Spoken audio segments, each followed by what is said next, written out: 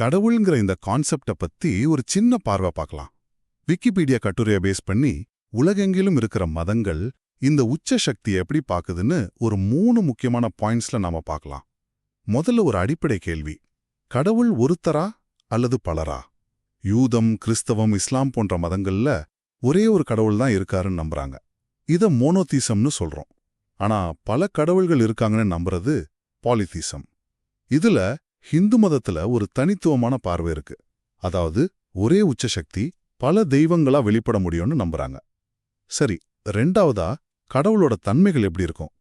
பொதுவா கடவுள் எல்லாம் தெரிஞ்சவர், எல்லா சக்தியும் உள்ளவர், ரொம்ப நல்லவர்னு சொல்லப்படுது. ஆனா பாருங்க, பேருங்க மட்டும் ஒவ்வொரு கலாச்சாரத்திலையும் மாறுது.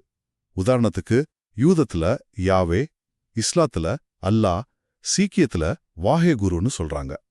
இது எல்லாமே ஒரே கருத்தோட பலவிதமான வெளிப்பாடுகள் தான். கடைசியா ரொம்ப முக்கியமான கேள்வி: கடவுளுக்கும் நமக்கு என்ன தொடர்பு? தெய்வவாதம்னு சொல்றது கடவுள் நம்ம பிரார்த்தனைகளை கேட்டு உலக விஷயங்கள்ல தலையிடுவார்னு நம்புது. ஆனா இயற்கை சமயவாதம்னு ஒன்னு இருக்கு. அது என்ன சொல்லுதுன்னா, கடவுள் இந்த உலகத்தை படைச்சதோட சரி, அதுக்கப்புறம் அவர் நம்ம விஷயங்கள்ல தலையிடுறது இல்ல.